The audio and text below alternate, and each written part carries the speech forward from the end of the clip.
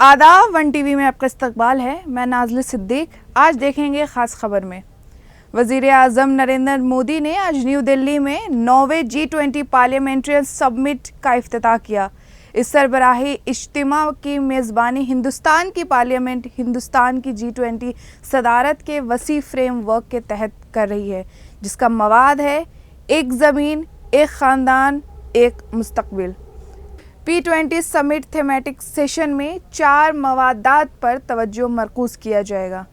अवामी digital platforms के ज़रिए लोगों की ज़िंदगी में तब्दीली, ख़वातीन की क़यादत में तरक्की, SDGs को तेज़ करना और सस्टेनेबल एनर्जी की मुंतकिली। इज्तिमा से खिताब करते हुए वज़ीर आज़म ने हिंदुस्तान के 140 करोड़ आवाम की जानिब से G20 पार्लियामेंट्रियन स्पीकर्स समिट में मज़ामीन का खैर मकदम किया। वज़ीर आज़म ने रिमार्क्स दिए कि सरबराही इजलास पूरी दुनिया के तमाम पार्लियामेंटानी तरीक़ों का एक महाकुंभ है, इस बात पर जोर देते हुए कि आज मौजूद तमाम लोगों के पास मुख्तलिफ ममालिक से पार्लियामेंटानी ढांचा का तजुर्बा है। वज़ीर आज़म ने ज़ोर देकर कहा कि P20 सरबराही कॉन्फ्रेंस इस सरजमीन पर हो रही है जिसे न सिर्फ जमहूरियत की मान कहा जाता है बल्कि दुनिया की सबसे बड़ी जमहूरियत भी कहा जाता है। वज़ीर आज़म ने वक्त के साथ हिंदुस्तान की पार्लियामेंटानी रिवायतों के मुसलसल इर्तिका और मजबूती पर बात की। वज़ीर आज़म ने इंतखाबी आमाल को जदीद बनाने पर भी बात की। गुज़िश्ता 25 सालों से EVM के इस्तेमाल से इंतखाबी आमाल में शफाफियत और कारकर्दगी आई है, क्योंकि इंतखाबी नताइज गिनती शुरू होने के चंद घंटों के अंदर आ जाते हैं।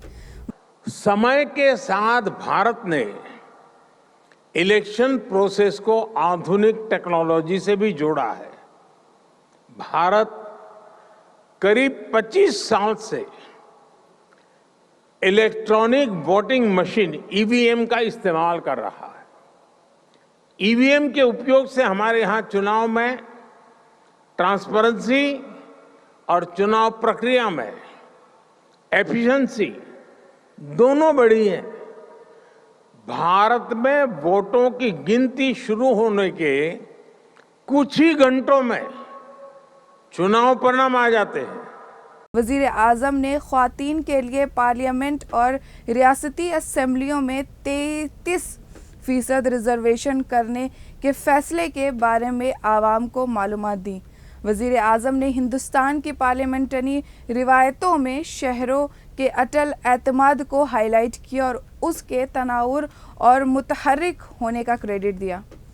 लोकसभा के स्पीकर की तरफ से डेलीगेट्स को नई पार्लियामेंट का दौरा करने के बारे में बात करते हुए वज़ीर आज़म ने इसका मौका उठाते हुए सरहद पार दहशतगर्दी को हाईलाइट किया और कहा कि इस दहशतगर्दी का भारत को दहाइयों से सामना है, जिसमें हज़ारों बेगुनाह लोगों की जानें गईं।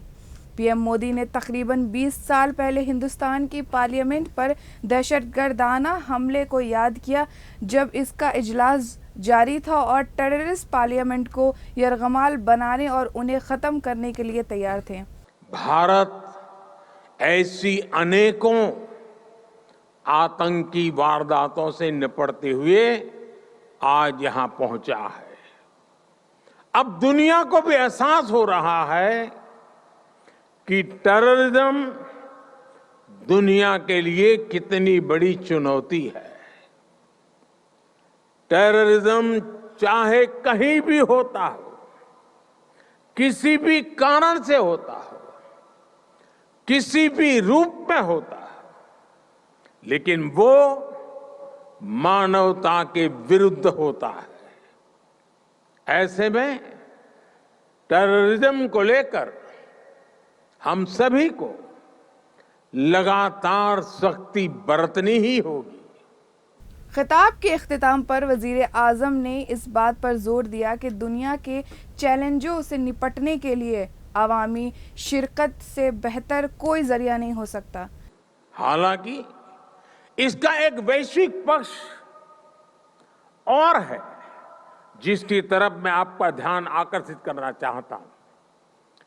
टेररिज्म की परिभाषा को लेकर आम सहमति ना बन पाना, ये बहुत दुखद है।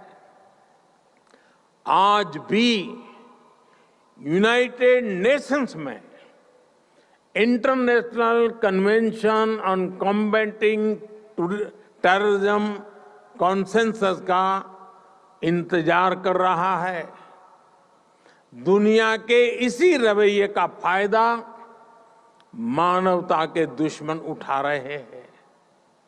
दुनिया भर की पार्लियामेंट्स को, रिप्रेजेंटेटिव्स को ये सोचना होगा कि टेररिज्म के विरुद्ध इस लड़ाई में हम कैसे मिलकर काम कर सके।